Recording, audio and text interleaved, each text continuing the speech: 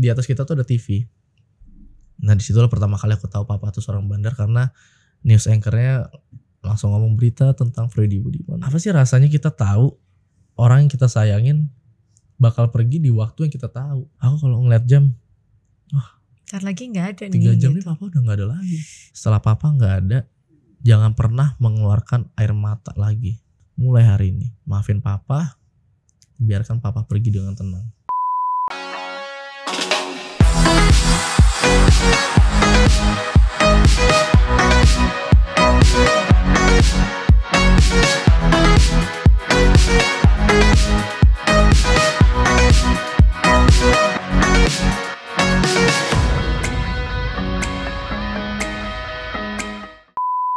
Hai guys, welcome back to Ngobrol Asik. Dan hari ini aku kedatangan seorang anak muda dari Bandung yang memang ceritanya mungkin sudah banyak orang yang tahu, tapi kita mungkin akan ngobrol-ngobrol lebih dalam lagi dengan sosok Fikri Budiman. Apa kabar Fikri? Alhamdulillah baik. Sehat? Sehat alhamdulillah. Kamu nih dari Bandung? Dari Bandung. Emang tinggalnya di Bandung? Sebenarnya aku gede tuh di Jakarta. Mm-mm. Aku tinggal dari SD sampai SMA tuh di Jakarta. Kuliah di Bandung. Oh kamu lahir di? Lahir di Bandung. Oh lahirnya di Bandung. Lahir Terus? di Bandung. Umur 2 bulan aku dibawa ke Surabaya. Mm-mm. Dari Surabaya baru pindah ke Jakarta. Terus sekarang pindah ke Bandung Di lagi. Bandung lagi. Oke, terus sekarang kesibukannya lagi apa sih? Sekarang sih bikin konten di YouTube juga. Oh sekarang punya YouTube juga. Bikin YouTube. Oke. Terus ada salah satu bisnis F&B aku juga di Bandung. Apa tuh namanya? Namanya Farel. Farel Apa makanan Patisserie. apa? Dia pastry, croissant. dan Kamu lain-lain. yang bikin? Enggak, jadi Kamu kerja sama? kerjasama bikin Oh, restoran. kok gak dibawain? Tadi kan bisa promoin. Terlalu jauh kayaknya Bun kalau dari Oh, Bandung. kalau dari kau jauh rasanya kalau croissant memang Mm-mm. susah ya. Iya, betul. Iya. Terus apa lagi sekarang kerjaannya? Paling untuk sementara sih paling ngisi seminar sih lagi seringnya. Seminar-seminar tentang bahaya narkoba atau tentang mental health sih biasanya. Oh, kamu tuh Kayak lulusan apa sih? Bisnis. Bisnis. Mm-mm. S1. S1 administrasi Oh. bisnis di Telkom. Nggak ada kepengen niat ngambil sekolah lagi? Aduh belum deh kayaknya. Kamu masih pengen kerja Masih pengen, ya, masih pengen cari apa namanya pengalaman. Betul. Ya. Punya pacar nggak? Aduh saat ini jomblo sih. Tapi pernah punya pacar? Pernah. Pacar kamu takut nggak pacaran sama kamu? Enggak sih. Tapi kalau pacar sih sejauh ini belum pernah ada yang tahu background. Sekalipun ada yang tahu, biasa aja sih sebenarnya kayak gitu. Keluarganya? Keluarganya maksudnya? Maksudnya keluarga pacar kamu gitu. Tahu nggak siapa kamu? Tahu. Dan fine aja. Fine aja. Gak apa-apa lah ya. Iya dari itu dua perempuan lah waktu itu yang tahu gitu. Oh gitu. Banyak berarti pacarnya Fikri. Ini jangan-jangan wah. Dulu aku banyak. sekolah daerah sini loh Di mana? di B400 loh. Loh itu sekolahnya Iya. anakku. Kamu umur berapa sih? Aku tuh 99. Oh Jil 2000. Iya. Kakak 98. Kamu SMP di situ? Aku SMP. Waktu tinggal sama siapa? Waktu tinggal sama tante. Tante tuh kakaknya papa. Kakaknya papa. Jil waktu itu SMA ya Yal ya? SMA. Oke Fikri, ini kan semua orang udah tahu lah siapa Fikri Budiman gitu ya. Aku tuh masih sangat amazed kalau mendengar cerita kamu. Dan aku sebelum podcast ini banyak melihat tentang siapa kamu, apa sih kegiatan kamu dan gimana gitu. Mungkin orang juga banyak yang tahu, tapi kan gak semua penonton podcast ini akan nonton juga tentang kamu gitu. Mungkin boleh gak sih kita flashback dan menceritakan tentang diri kamu gitu. Nama aku Muhammad Fikri Fernanda Budiman, anak dari Freddy Budiman. Freddy Budiman, papaku adalah seorang tersangka kasus narkoba yang harus dijatuhi hukuman mati di tahun 2016. Ibu kamu? Kalau ibu itu tinggal di Bandung sekarang. Iya. Cuman aku terpisah cukup lama, terpisah 17 tahun dari lahir. Dari lahir? Dari lahir, aku terpisah 17 tahun sampai ketemu lagi di umur 17. Yang aku mau tanya, kamu itu kan berarti pertama ayah sama ibu kamu menikah, ya itu tinggal di mana? Di Bandung. Di Bandung. Ibu mama orang Bandung. Mama orang Bandung. Lalu di umur 2 bulan, kamu dibawa pergi? Jadi di umur 2 bulan, papa diculik sama segerombol orang. Oke. Ini cerita dari mama. Cerita dari mama. Jadi katanya siang-siang lagi tidur bertiga di kasur, terus papa tiba-tiba ada rumah digerebek. papa diambil tuh, tapi nggak mm. tahu sampai sekarang siapa itu, pihak siapa, polisi kah atau apa tuh, kita nggak pernah tahu. Mm. Akhirnya papa menghilang sekitar 2 minggu. Setelah 2 minggu baru ngabarin. Aku di Surabaya ngomong ke mama.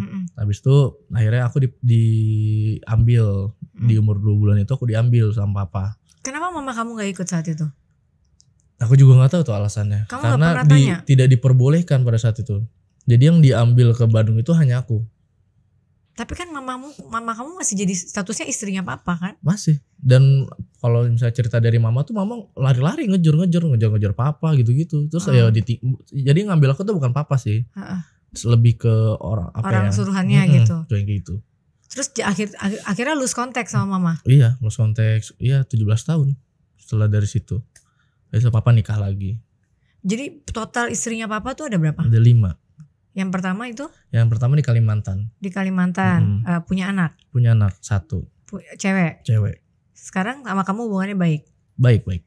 Tinggal di mana dia? Di Kalimantan. Di Kalimantan. Oh, yang kedua? Aku. Kamu, mama istri kedua. Yang istri ketiga? Di Bangka Belitung. Anaknya?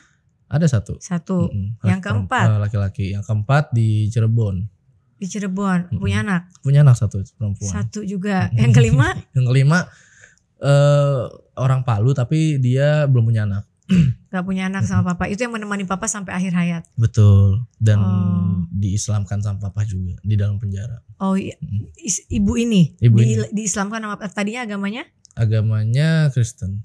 Papa tuh agama sebenarnya apa tadinya? Muslim. Dari awal, dari lahir? Dari lahir Muslim.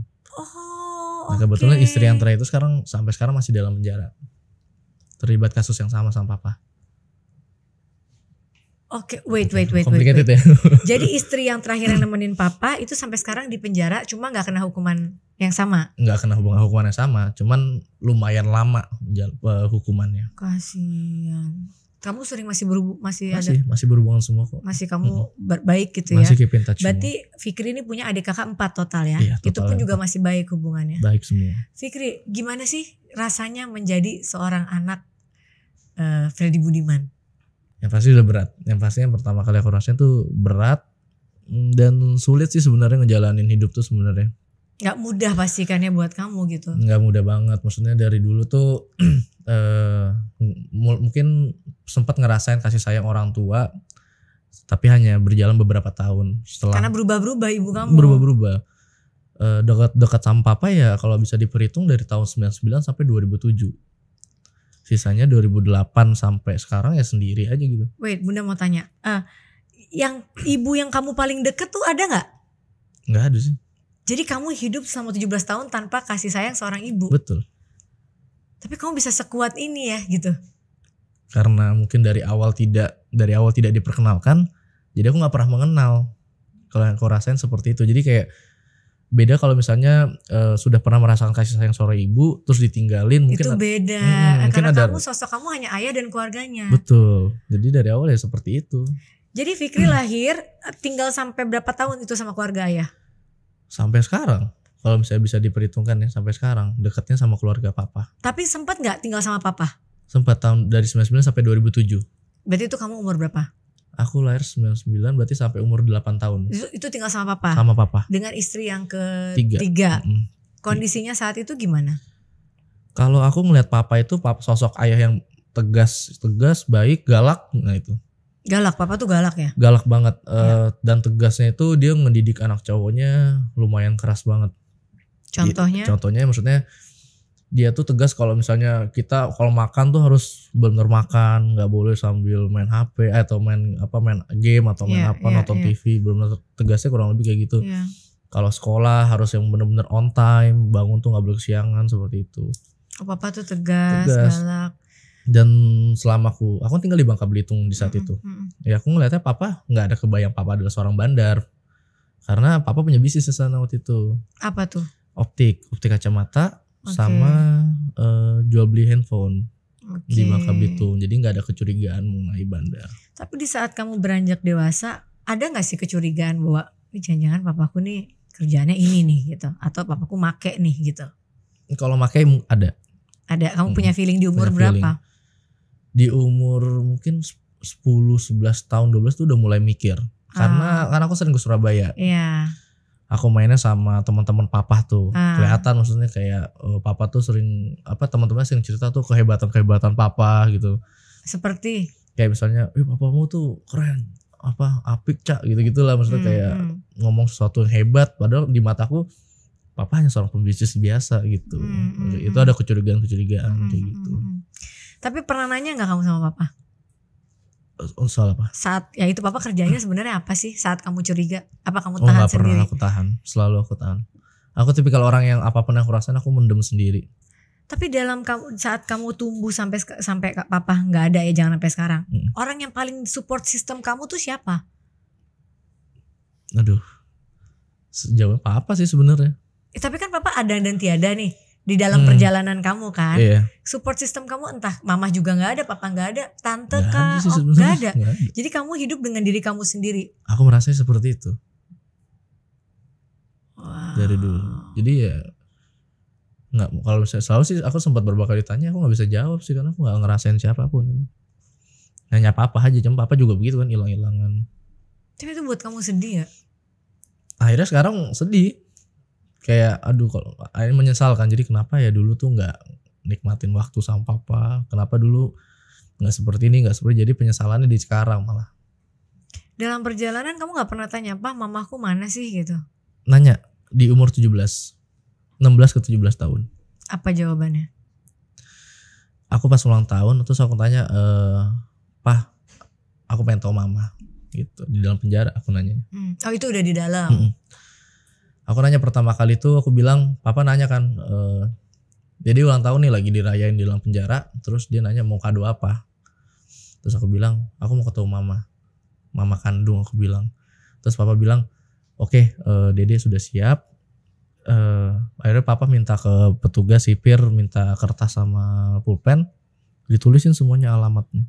Masih ingat? Masih ingat, dan itu yang sampai sekarang aku kayak masih kaget juga sih, nomor teleponnya ingat semua. Alamat Bandung. Alamat Bandung. Dan belum pindah, telepon masih sama. Betul.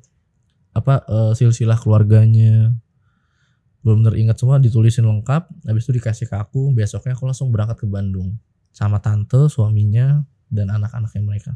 Wow, hebat. Sebelum ke sana, Fikri, yang mau aku tanya. Pertama kali papa di penjara, itu tahun berapa? 2012. Kamu umur? 13 tahun. Di penjara mana? Oh, kalau pertamanya aku kurang tahu sih kalau pertamanya. Tapi kamu gak sempat nengok? Enggak sempat. Gak sempat nengok ya? Itu kamu cuma tahu aja? Tahu aja. Apa perasaan kamu? Mungkin aku sedikit ini dulu. Aku pertama kali tahu papa di penjara tuh tahun 2013. Ya, 2013. Tapi ya. papa pertama kali penjara 2012. Oke, 2012 masuk, tapi kamu taunya 2013. Ya. Terus? Aku pun taunya itu lumayan tidak terduga sih momennya, karena waktu itu aku lagi posisinya lebaran. Kalau lebaran itu momennya kita sekeluarga pasti balik ke Surabaya. Terus kita lagi makan keluarga. Yeah. Kita lagi makan keluarga di salah satu restoran Chinese food di Surabaya dengan posisi yang meja yang bisa diputar dan lain-lain. Yeah. Tiba-tiba kita lagi makan, lagi kondisi happy, TV, terus TV di atas kita tuh ada TV. Nah, disitulah pertama kali aku tahu papa tuh seorang bandar, karena news anchornya langsung ngomong berita tentang Freddy Budiman bla bla. Bandar narkoba gini. Itu yang tua-tua sih kayak nenek, tante panik semua. Karena kan itu mereka tuh udah tahu duluan, tapi mereka menutupi dari kamu. Akhirnya aku tahu dari situ. Pertama kali aku tahu. Apa yang kamu lakuin? Hancur aku. Nggak ngerasa hidup aja pada saat itu, kayak ngerasa apa ini mimpi? Apa ini nggak nyata atau apa? Pokoknya aku langsung berdiri ke kamar mandi, aku cuci muka, aku ngaca, nahan nangis, aku udah benar-benar berkaca-kaca. Akhirnya aku keluar kamar mandi, semua udah nggak jadi makan tuh, posisi makanan udah dibungkus. Aku langsung pulang ke rumah. Nyampe rumah aku langsung naik ke lantai 2, kunci kamar, aku langsung buka laptop, buka iPad, pokoknya semua gadget aku riset tentang papa. Itu SMP. Aku langsung riset tentang papa. Siapa nih Freddy Budiman? Jadi aku mengenal papa itu dari media sosial jatuhnya. Kamu googling lah ibaratnya tentang siapa papa dan apa yang dia lakukan. Dari jam 1 pagi sampai jam 6 pagi. Di saat kamu tahu, teman-teman sekolah kamu saat itu tahu nggak? Nggak ada yang tahu. Nggak ada yang tahu siapa Nggak ada kamu. yang tahu. Wow. Nggak ada yang tahu. Ya itu aku masih di BEM waktu itu. Nggak ada yang tahu. Dan papa sempat keluar nggak dari penjara itu? Nggak pernah. Nggak pernah keluar dari penjara dari hari itu? Dari hari itu. Dari kamu umur 13 tahun? Betul. Oke, jadi kamu dari umur 13 tahun tuh jadi nggak pernah ketemu papa di luar? Nggak pernah lagi. Terus Pernah satu momen. Oke. Pada saat papahnya papa mau meninggal. Oke. Nah papa masih dikasih kesempatan waktu itu untuk jenguk. Untuk Sorry, itu terakhir kali. belum hukuman mati ya? Belum. Oke, itu di umur berapa? Oh 2014 mungkin. 14 tahun ya? 14, Oh itu ketemu papa ke rumah sakit, terus kamu ketemu? Iya. Apa yang kamu lakuin? Rada bingung karena papa di situ udah bawa istri barunya lagi tuh. Karena Di aku dalam penjara tapi punya istri lagi? Yang keempat itu? Yang keempat itu. Jadi ya aku gak begitu banyak ngobrol karena situasinya lagi haru banget. Karena kakek udah kritis banget waktu itu. Iya. Terus papa waktu cuma sejam. Aku cuma ngobrol dikit sama papa. Cuma nanya kabar, sekolah yang benar dan lain-lain. Terus papa harus pergi lagi. Dari situ masuk ke penjara lagi. Itu gak pernah ketemu lagi. Gak ketemu lagi. Setelah umur 14 tahun ketemu lagi tuh di umur berapa? Umur 14 tahun itu ketemu, cuman ketemu iya kan di rumah sakit.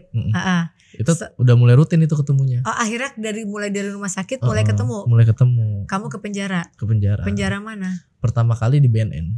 Di BNN di Cawang. Di Cawang. Di Cawang. Apa yang kamu rasain pertama kali kamu datang ke penjara lihat papa?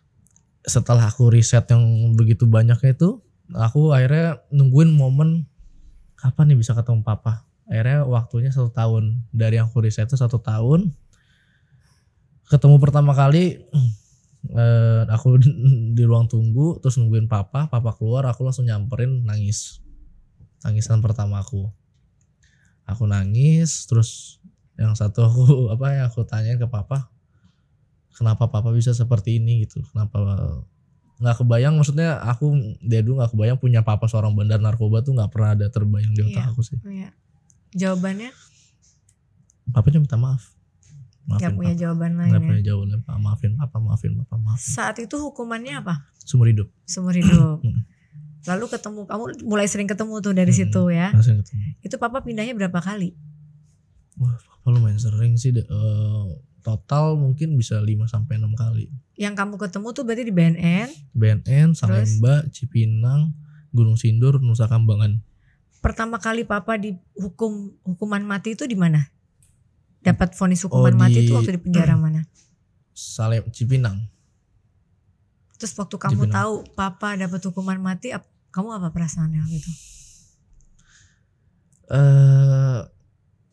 Aduh gak bisa aku jelasin sih rasa gimana, campur aduk. Masih gak nyangka gitu ya? Gak nyangka pasti, sedih pasti, marah pasti. Semua rasa dijadiin satu aja, aku nggak bisa jelasin. Kamu datang ke sana. Setelah papa divonis hukuman mati, papa dipindahin ke Gunung Sindur. Itu di daerah Bogor ya? Nah di Gunung Sindur itu sudah keamanan yang sangat hawanya beda gitu kan? Terus kita udah nggak bisa sentuhan, kita udah terhalang kaca, sama ngomongnya itu via pakai telepon gitu, depan-depanan tapi pakai telepon. Wow, oh ya? Jadi dari situ tuh udah mulai ngerasa kok jauh ya sama papa ya gitu. Kayak yang biasanya kalau ketemu tuh bisa peluk, bisa salim, atau ini nggak bisa. Tapi kamu marah nggak sih kayak itu kan sebenarnya dapat hukuman mati karena papa ternyata di dalam masih melakukan perdagangan, ya kan? Kamu marah nggak sih kayak apa yang kamu lakuin, atau kamu ada menumpahkan kekesalan kamu apa gimana? Sebenarnya kalau aku pribadi, aku tahu papa soalnya sudah pernah berjanji tidak pernah menyentuh narkoba lagi di tahun 2013. Jadi kalau aku pribadi sih melihat berita-berita yang beredar, entah kenapa hati aku percaya bahwa papa tidak melakukan hal itu sebenarnya. Itu aja sih. Oke, jadi kamu merasa bahwa hukuman seumur hidup tuh seharusnya udah benar gitu ya, terbaik. Tapi tiba-tiba ada hukuman mati, berarti ada berita itu tuh mungkin saja menurut kamu tidak benar. Kalau aku ngerasa seperti itu. Ya wajar, namanya kita anak, pasti kan ada merasakan kayak gitu. Tapi aku gak pernah membenarkan apapun yang papa lakuin. Iya dong, pasti. Tapi kamu bangga gak sih sama bapak kamu? Untuk saat ini bangga sekali. Karena dia satu-satunya manusia yang menurut aku berani bertanggung jawab atas apa yang dilakukan. dan dia rela kehilangan segala-galanya. Ya di balik apapun itu juga dia menurut kamu adalah sosok ayah yang hebat. Ayah yang hebat. Lalu masuk sekarang tiba-tiba dari Gunung Sindur. Dari Gunung Sindur tuh dipindah terakhir berarti ke Nusa Kambangan. Ketemu Gunung Sindur berapa kali? Gunung Sindur tuh aku rutinnya itu mungkin seminggu 2 kali. Kamu datang? Aku selalu datang. Sama? Sendiri. Aku tuh waktu itu pindah ke rumah ke BSD. Saking pengen dekat sama papa. Dan itu sendiri aku tinggal. Nah di saat ketemu setiap hari seminggu 2 kali rutin walaupun terhalang kaca, itu apa obrolan kalian saat itu? Papa udah berubah kah atau lebih jadi gimana? Sebenarnya selalu dengan template yang sama sih obrolannya. Dede apa kabar? Baik pak. Sebenarnya lebih nanya, aku lebih banyak cerita tentang saran-saran aku ke depannya gitu, kuliah tentang, kan waktu itu belum kuliah. Iya. Aku lulus SMA tuh 2015. Terus aku memutuskan gak mau kuliah dulu biar buat aku ngurusin papa dulu 1 tahun itu. Jadi obrolannya paling ya papa lebih sering nasihatin sih. Dede jangan ini, Dede jangan itu, Dede jangan ini, kayak gitu. Oh di saat itu. Di saat itu. Lalu datanglah papa harus dibawa ke hari di saat papa harus dibawa ke Nusa Kambangan. Pokoknya dari situ tuh aku udah mulai merasa jauh sama papa karena biasanya kita kalau pamit tuh papa aku selalu salim, papa nyium. Kalau itu jadi kayak ya aku kayak nutup telepon, nempelin tangan di kaca, terus papa juga begini, jadi kayak terhalang kaca tuh enggak enak. Ya dari situ itu sakitnya udah mulai berasa sakit banget itu. Biasanya bisa meluk terus akhirnya cuma bisa nempelin tangan di kaca barengan. Di Gunung Sindur tuh berapa lama papa? Enggak lama itu, sebulan kayaknya, 1-2 bulan mungkin. Terus di Nusa Kambangan? Di Nusa Kambangan hanya seminggu paling ya. Jadi selama di Nusa Kambangan seminggu tuh kamu ada di sana? 3 hari terakhir. 3 hari terakhir. Ceritain dong proses 3 hari terakhir tuh gimana? Aku selalu berat sih kalau cerita ini sebenarnya. Jadi pastilah. Kamu gak apa-apa cerita? Gak apa-apa. Kalau pas 3 hari terakhir itu, hari ini aku dikasih tahu bahwa papa tuh harus dihukum mati di tanggal segini. Di tanggal segini. Besokannya aku langsung berangkat ke Cilacap. Sampai Cilacap aku langsung ke hotel. Terus aku dari hotel langsung siap-siap untuk jenguk papa, bawa makanan dan lain-lain. Disitulah hari pertama aku ketemu papa. Untuk yang terakhir kalinya, hari pertama. 3 hari terakhir ya. Hari pertama aku ketemu papa, nangis dan nangis, hanya itu yang aku bisa lakuin. Meluk papa, nangis. Hari pertama masih kumpul sama narapidana lain yang dijatuhi hukuman mati, masih rame-rame kita. Makan bareng, terus papa dengan semangatnya untuk nyeramahin anaknya. Terus dia kayak ya masih ngasih pesan. Terus aku nanya kayak, ini gimana pak? Aku nggak bisa, aku nggak sanggup. Tapi papa masih yang posisi bercanda, selalu bercanda dan selalu nyemangatin, nangis. Sholat. Papa nangis? Papa nggak pernah nangis. Dia tegar banget berarti. Tegar banget, sampai detik terakhir pun nggak pernah nangis. Atau mungkin dia nangis saat dia sendiri kan, nggak mau ngasih lihat. Aku yakinnya seperti itu sih. Aku yakinnya pasti dia nggak pernah mau nunjukin rasa sedihnya aja ke kamu. Oke, terus? Iya, kita sholat zuhur bareng, habis itu kita ngobrol lagi. Papa tuh masih ngaji Al-Quran, selalu pegang sama papa. Habis itu sholat lagi. Pokoknya hari pertama kita habis sampai maghrib. Itu di hari pertama? Hari pertama. Hari kedua, ngelewatin hari. Kamu gak boleh nginep tuh? Sempet jadi salah satu permintaan terakhir papa. Kan harusnya itu wish terakhirnya itu harusnya dikabulin kan? Harusnya. Gak dikabulin? Gak dikabulin. Harus minta 3 kan kalau gak salah ya? Papa tuh yang pertama minta hari terakhir aku bisa tidur di dalam penjara sama papa, di dalam lapasnya. Gak diperbolehin karena alasannya mental, kata pihak lapasnya. Terus permintaan keduanya papa bilang, setelah saya meninggal, saya mau anak saya memandikan saya, dia bilang. Nggak dikabulkan juga. Terus sama yang terakhir dia pengen kumpul sama adiknya dalam penjara, nggak dikabulin juga. Jadi 3-tiganya nggak ada yang dikabulin tuh. Bukannya harusnya dikabulin ya permintaan terakhir ya? Gitu. Dan anaknya yang kesana kan cuma aku. Kenapa dari keempat anaknya hanya kamu yang kesana? Karena sisanya anak yang lain nggak tahu tentang papa. Hanya saat itu. Saat itu nggak tahu misalnya papa sebagai seorang bandar atau dan lain-lain. Oke. Mungkin papa menjaga perasaan anak-anaknya yang lain. Tapi saat ini semua tahu. Ya semuanya udah tahu. Oke, itu hari pertama. Lalu hari kedua? Hari kedua aku datang lebih pagi. Udah lumayan sulit untuk masuknya hari kedua. Terus aku dengan masih sama dengan hari sebelumnya, masih nangis, nggak bisa ngomong apa-apa. Terus aku sempat nanya di hari kedua, Pak, apa yang bisa aku lakuin, Pak? Maksudnya untuk pasti adalah satu cara yang bisa aku lakuin buat papa, biar papa nggak perlu sampai dihukum mati. Terus papa cuma jawab yang, ngapain? Ini udah takdir papa. Biar papa yang bertanggung jawab atas apa yang papa lakuin. Ini juga demi keluarga, demi dedek juga. Jadi biarkan papa yang bertanggung jawab atas apa yang papa lakuin. Nangis lagi aku. Terus makan bareng, sholat bareng. Setiap kali di sholat yang papa tuh selalu jadi imam. Kamu sendiri itu atau ada orang sama lain? Tante aku sama mamanya papa. Selama 3 hari ya?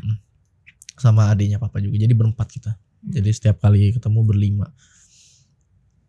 Rutinitasnya kayak gitu masih sama. Itu mamanya papa gimana rasanya? Dia wanita paling kuat yang pernah aku lihat. Nenek kamu? Nenek aku tuh. Saat itu dia hanya diam ngelihat anaknya 5, 3 di dalam penjara semua. 3-3-nya di dalam penjara semua. Dengan kasus yang narkoba sama. Semua. Bahkan hari ini 3-3-nya meninggal semua dalam penjara. Baru meninggal kemarin tanggal 28 kemarin. Tapi yang dihukum mati papa. Yang 2 sakit semua dalam penjara. Terakhir tanggal 28 kemarin om aku baru meninggal, kakaknya papa. Jadi tinggal 2 anaknya. Tinggal 2, 1 sudah meninggal sebelum aku lahir. Jadi tinggal 1. Tinggal 1 cewek perempuan. Yang suka Tantu. Ikut sama kamu. Oke, lalu hari kedua? Hari kedua lumayan dikasih waktu yang rada lama, selesainya sampai sekitar jam 7-an setelah sholat isya. Karena requestnya papa minta waktu yang lebih lama. Disitulah papa pertama kali bilang, Pak tolong, ini hari terakhir saya, ini malam terakhir saya hidup. Saya bisa gak minta anak saya tidur sama saya? Ditolak juga. Gak boleh juga sama petugasnya karena alasannya mental dan lain-lain. Akhirnya papa nyoba menerima. Dan di situ tuh aku gak bisa dua malam itu gak bisa tidur. Akhirnya aku harus pulang, melangkah juga berat dan lain-lain. Ya tapi aku harus pulang kan waktu itu. Jadi aku cuma gak bisa tidur. Terus aku keliling kota Cilacap malam-malam sendiri, jalan mikir, kenapa dari sekian banyak manusia di dunia ini, kenapa aku yang terpilih sama Tuhan? Selalu itu aja yang dipikirin di saat itu, di malam itu. Sampai akhirnya aku hari ketiga, hari terakhir ketemu papa. Itu kamu boleh ada di situ ya? Untuk pada saat pelaksanaan eksekusi sih nggak boleh. Aku dikasih ruangan sendiri. Iya, tapi ada di lokasi situ berarti? Ada masih di sekitaran situ. Itu orang yang dieksekusi hanya papa atau ada di hari itu ada beberapa orang? Yang dieksekusi papa lebih dari 5 orang. Di hari itu? Bahkan seharusnya lebih dari 10 orang. Tapi realitanya hanya sekitar mungkin 5 orang yang dieksekusi. Di hari itu? Papa tuh dapat urutan ke berapa, tapi papa memilih yang pertama. Dan posisinya papa minta menghadap kiblat, yang harusnya itu aku kurang tahu prosedurnya, tapi papa tuh seharusnya ngadepnya ke sana untuk membelakangi, tapi papa minta ngadep ke depan biar papa bisa ngadep ke kiblat. Itu proses eksekusinya kayak gitu. Hari terakhir apa tuh yang terjadi? Kalau hari terakhir sih momen yang kayak nggak akan pernah dilupain, kayak momen terakhir. Aku udah nggak bisa berkata-kata lagi. Hari terakhir tuh benar-benar udah nggak bisa ngomong apa, cuma bisa nangis doang. Tapi papa tuh anehnya masih nggak ada kesedihan di mukanya, masih bercanda, masih kayak dia ngapain nangis. Papa nih mau jalan-jalan tahu, papa nih mau ke Amerika biar kayak Dede katanya, kayak masih bercanda kayak gitu.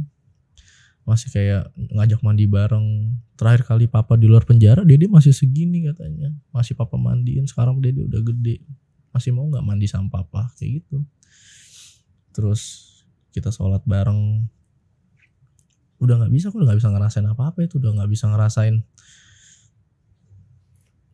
apa sih rasanya kita tahu orang yang kita sayangin bakal pergi di waktu yang kita tahu. Itu sih aku nggak bisa ngerasain. Kayak aku kalau ngeliat jam, ntar lagi nggak ada 3 nih. 3 jam gitu. nih papa udah nggak ada lagi. Kamu bisa cerita ini dengan kalau aku jadi kamu, aku udah nggak tahu deh. Kayak seperti itu yang aku rasain, makanya aku ngerasa kayak hidup atau apa, kayak aku ngerasa kayak aneh banget. Itu kan aneh banget, hal yang gak akan pernah terjadi. Dan waktu jadi kayak lama ya. Malah waktu terasa cepat justru terasa cepat ya. Justru terasa cepat. Iya sih benar. Iya, jadi kayak aku selalu kayak ngeliat jam 5 jam lagi, 4 jam lagi, tiba-tiba udah zuhur, udah asar. Terakhir kali akhirnya papa diambil untuk udah ya udah waktunya gitu. Itu gimana? Papa tuh di hari terakhir masih puasa. Kita masih buka puasa bareng. Papa buka puasa. Berarti eksekusinya habis buka puasa ya? Terus harusnya maghrib. Terus papa bilang saya minta isya. Setelah saya sholat isya untuk terakhir kalinya sama anak saya. Setelah sholat isya datang satu ustadz dan petugas. Terus datang ke dalam lapas, dalam kamar papa. Terus bilang, Pak Fred, waktunya udah habis. Nangis. Terus akhirnya kita berdiri bareng. Terus bikin, papa bilang, dah yuk, dah. Papa pamit. Papa mau pamit. Akhirnya kita berdiri bareng, bikin lingkaran. Terus kita doa bareng. Dipimpin doanya sama ustadz. Habis itu kita pelukan, kita salim sama papa nyium mamanya, papa nyium kakaknya, yang terakhir kali ya papa nyium aku. Terus dia bisikin aku, dia bilang, Dede harus janji sama papa, setelah papa nggak ada jangan pernah mengeluarkan air mata lagi. Jangan pernah nangis, jangan pernah ngeluarin air mata lagi. Mulai hari ini, maafin papa, biarkan papa pergi dengan tenang. Ya udah, aku bener nggak mikirin omongan aku dia. yang mewek nih jadinya. Aduh. Nah, aku sih nggak pernah mikirin. Pokoknya omongan papa tuh aku bisa denger. Tapi aku nggak bisa ngelakuin. Papa nyuruh jangan nangis, ya nggak bisa. Aku tetap nangis gitu. Ya udah, kita pelukan, terus papa pamit, aku pergi dulu ya, kalian semua sehat-sehat, titip anak-anakku yang lain. Kayak gitu. Jadi habis itu hal-hal yang paling berat yang pernah aku lakuin di hidup aku cuma satu, melangkah menjauh dari papa untuk pisah selama-lamanya. Itu kayaknya hal paling berat yang pernah aku rasain. Karena dari situ kan aku harus melangkah menjauh. Dan itu papa cuma dada aja ke kamu? Papa cuma dada doang. Papa cuma ngeliat aku terus dada. Kayak masih nyemangatin, support. Sampai akhirnya udah aku keluar melangkah menjauh. Pokoknya itu berat banget rasanya. Melangkah satu langkah tuh susah banget. Ngeliat apalagi ngeliat muka papa yang sama sekali nggak nunjukin sedihnya dia, tetap berusaha nguatin kita. Ya, sampai akhirnya harus di langkah terakhir itu pintu, aku mau langkah terakhir, terus papa teriak, papa sayang kalian semua, papa sayang Dede, papa dada. Akhirnya aku harus melangkah menjauh. Itu terakhir kali aku ketemu papa. Dari situ aku nggak pernah ketemu papa lagi. Tapi kamu kuat banget ya. Maksudnya mungkin karena pesan terakhir dari papa kamu itu kali yang setelah ini kamu gak boleh nangis lagi karena udah terlalu banyak air mata gitu ya. Iya. Apa itu yang buat kamu sekarang jadi kayak kuat banget? Salah satunya pasti itu. Iya kan? Karena aku janji itu yang aku selalu tepatin sih sama papa. Aku udah gak pernah, maksudnya sedih masih pernah ngerasain, cuman untuk nangis sih. Pernah gak sih ada satu momen di dalam hidup kamu sampai hari ini kamu tuh masih ada trauma atau nangis kejar gitu? Gak ada sih. Gak, kamu udah sekuat ini. Karena memang perjalanan hidup kamu dari kamu lahir, kamu udah terlalu kuat. Aku punya cara sendiri ketika aku lagi drop. Kayak aku misalnya lagi sedih, aku baca surat dari papa. Itu nggak tambah nangis? Malah makin kuat, malah kayak oke, gue nggak boleh sedih lagi, yuk semangat ya, kayak gitu. Pesan papa tuh apa sih buat kamu tuh terakhir tuh, selain kamu harus nggak boleh nangis, harus kuat tuh apa sih? Banyak sih sebenarnya kalau pesan papa, tapi yang aku selalu ingat tuh 3. Selalu ingat sama agama, selalu ingat sama agama. Jangan pernah lupakan agama apapun kondisinya, itu yang pertama. Yang kedua, jangan pernah tergila-gila sama harta, jangan pernah tergila-gila sama duniawi katanya. Dan yang ketiga adalah selalu jadikan keluarga nomor 1. Itu sih 3 pesan papa yang paling aku ingat sampai sekarang. Berarti papa kamu di akhir hidupnya juga udah sangat-sangat beragama ya, sangat-sangat fokus banget dengan agama ya. Alhamdulillah seperti itu. Banyak kisah-kisah dari tokoh-tokoh agama juga tuh mengenai hal itu. Lalu setelah kamu ada selesai pisah gitu, berapa jam menuju kamu dikasih tahu bahwa papa udah nggak ada? Oh itu lama banget itu. Aku posisinya itu nenek sama om sudah jalan duluan ke Surabaya. Karena awalnya itu kita mau nguburin papa di Jeruk Purut, Jakarta. Karena kita udah punya space di sana keluarga. Ternyata papa bilang, aku mau dikuburinnya di Surabaya aja. Biar banyak orang yang, karena kan papa gede di Surabaya. Biar banyak orang yang jenguk. Karena papa banyak kenalan di sana. Dengar kayak gitu tuh aneh banget di kuping, kayak gimana ceritanya sih orang bisa request mau dimakamin di mana kayak gitu kan. Akhirnya pak nenek sama om pulang duluan, aku sama tante. Aku di pinggir laut itu sendirian sampai nunggu papa tuh, karena tante udah drop banget, dikasih ruangan tunggu dalam ruangan. Kalau aku lebih milih keluar. Aku di pinggir laut aja duduk sendiri. Udah gak nangis, posisi udah gak nangis, cuman lagi mikir apa yang gue lakuin ke depan ini, apa yang harus gue lakuin kayak gitu. Sampai akhirnya tiba-tiba hujan terus badai ini kayak pertanda gitu ya. Badai ini terlihat cerita yang seakan seperti dibuat-buat, tapi aku ngerasain itu, aku ngeliat dengan memang itu kenyataan. Tiba-tiba tenda itu terbang, kursi-kursi terbang semua, dan itu berantakan banget tuh, banget tuh, berantakan banget. Dan aku nunggu kan lumayan lama tuh. Ini papa gimana nih? Apa yang terjadi sama papa? Gitu. Pas badai itu selesai, keluarga dapat telepon, papa udah nggak ada. Kayak gitu. Jadi papa udah nggak ada. Nunggu sekitar 2 jam. Akhirnya papa diantar pakai peti mati, peti jenazah gitu. Terus ada satu orang nyamperin aku. Dia bilang, kamu Fikri ya? Ini ada titipan dari papamu. Titipan terakhir, tas itu isinya baju yang papa pakai pada saat eksekusi. Pokoknya pakaian dari atas sampai bawah, sampai peci dan lain-lain itu isinya itu. Terus dokumen-dokumen dan baju pribadi papa. Ya udah, aku terima tasnya. Udah, habis itu kita ke Surabaya untuk makamin papa. Sampai sekarang kamu simpan? Masih aku simpan. Aku mau tanya, semua istrinya papa pada saat momen-momen terakhir itu mereka nggak saling ketemu berarti ya? Enggak. Tapi papa sempat minta maaf nggak? Sempat telepon semuanya. Ke semuanya. Dan semuanya memberi tanggapan yang baik. Aku dengar sendiri soalnya di sebelahku. Wow. Dan ngobrol sama anak juga nggak? Ngobrol sama anak. Kayak kan kalau anak-anak yang lain nggak tahu papanya bandar. Iya, jadi ngobrol seperti biasa ya. Kayak cuma bilang, papa izin pergi dulu ya. Kalian sayang, pokoknya kamu sayangin orang tua kamu, karena rata-rata udah pada nikah lagi tuh istrinya. Terus papa ada yang nanya, adik aku nanya kayak, kita kapan lagi pak ketemu?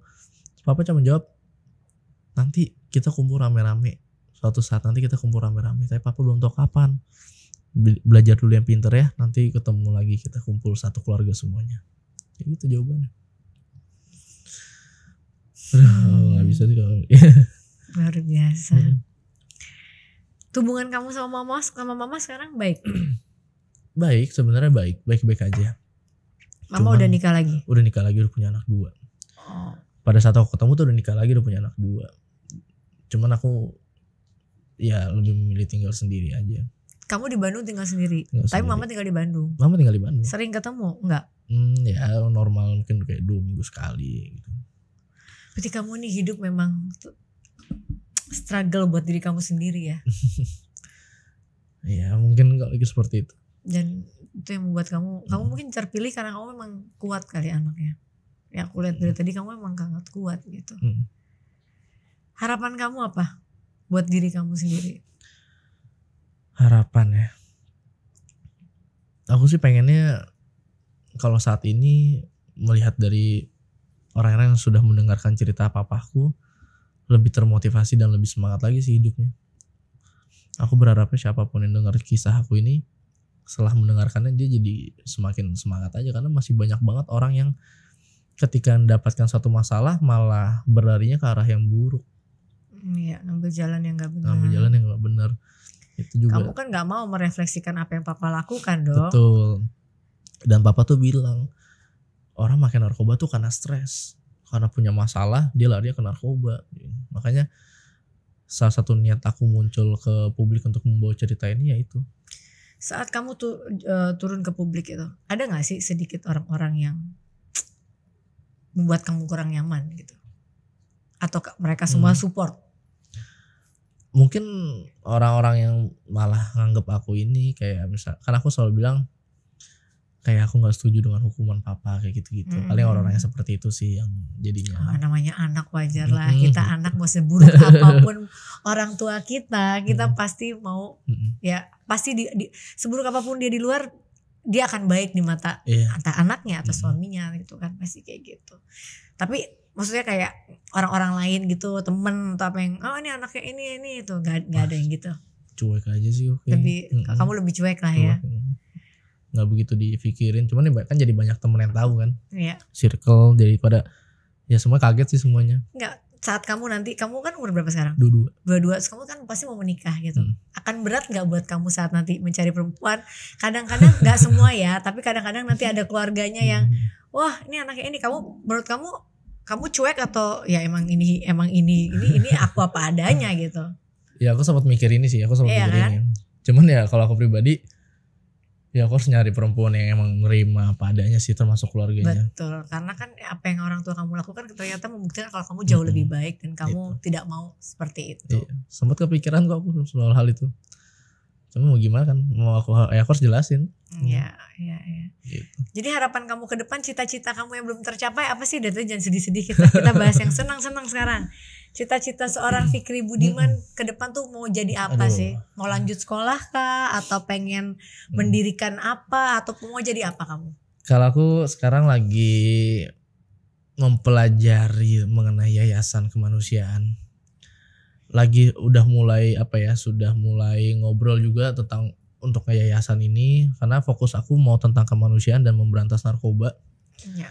Bagaimana biar narkoba ini bisa bukan menghilang, karena narkoba nggak akan bisa hilang di Indonesia, tapi at least berkurang. Dunia pun nggak akan bisa hilang, tapi at least jumlah pemakainya berkurang. Dan aku mau fokus ke kemanusiaan juga untuk yayasan. Cuman untuk terdekat ini banget, aku lagi mau bikin film tentang papa. Nah, bagus itu. Papa.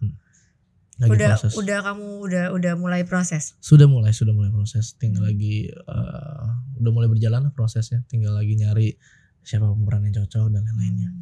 Semoga sukses. Terima semua kasih. Apa yang kamu rencanakan. Amin. Semoga lancar kehidupan kamu sampai nanti. Amin. Aku bisa lihat bahwa kamu orang yang baik. Amin. Semoga kamu ke depan juga bisa sukses dengan segalanya. Amin. Terima kasih ya. Terima kasih udah banyak. datang ke sini Fikri, dan semoga apa yang kita bicarakan hari ini bisa bermanfaat buat orang yang nonton. Terima kasih udah jauh-jauh datang dari Bandung. Salam buat keluarga ya. Siap. Oke guys, thank you for watching. Jangan lupa like, comment, and subscribe. Bye.